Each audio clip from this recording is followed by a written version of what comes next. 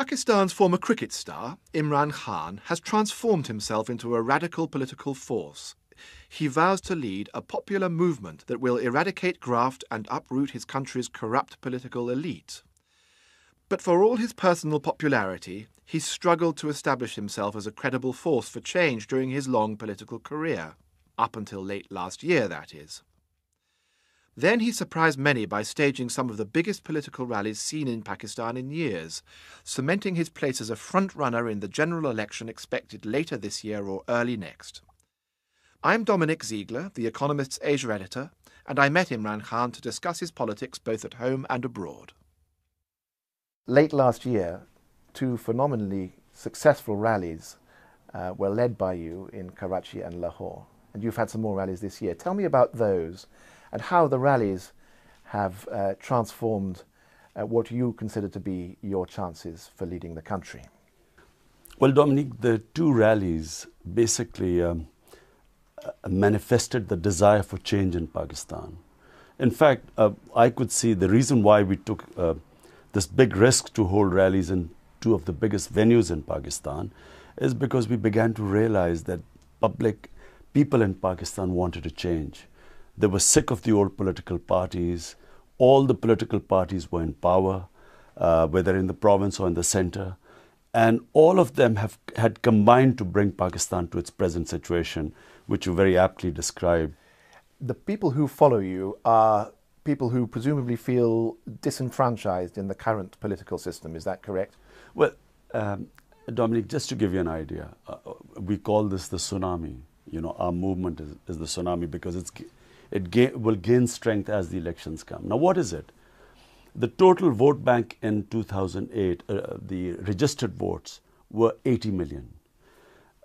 People's Party got 10 million, and PMLN, the second biggest party, got 8 million. This time, the new voter that is going to come to vote for the first time in Pakistan, they've never voted before, the number is 40 million. In every province where we held the rallies, they've been record. And the last time such crowds walked to a rally, as opposed to being bussed into a rally, was Zulfikar Ali Bhutto, who swept the elections. I reckon as we reach closer to the elections, this will be the most revolutionary election in Pakistan's history. Now let's assume you're right and you do win, and it would certainly be a revolutionary election.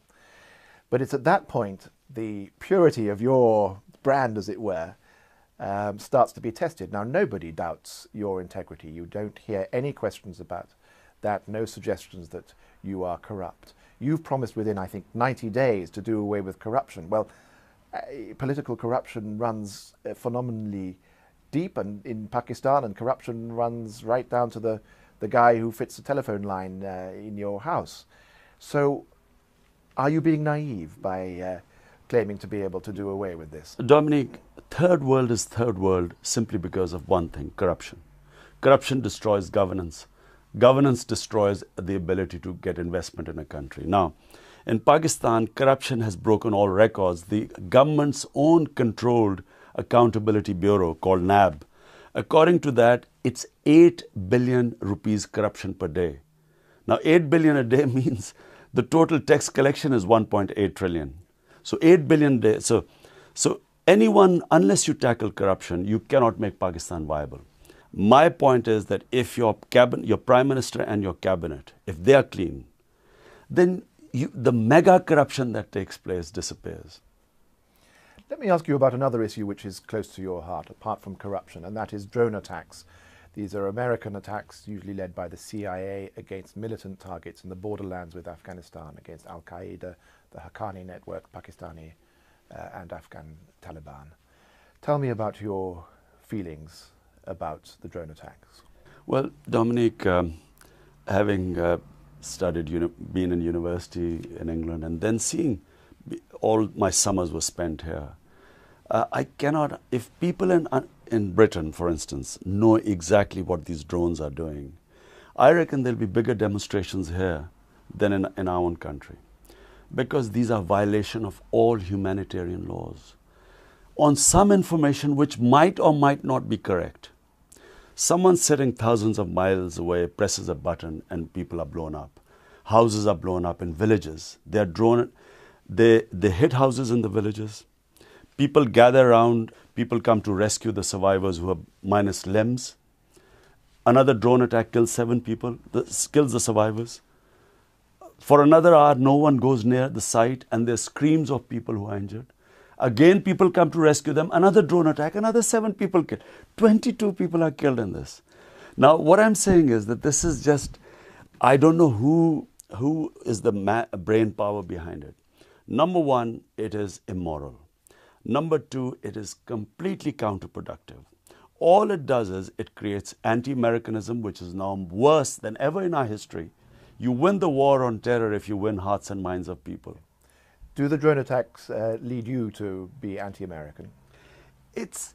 I can't be anti-American because I realize that the majority of Americans would agree with me. The majority of people in Britain are anti-war. But it is anti this policy. So you blame Obama? This policy, Jimmy Carter blamed Obama for the drone attacks.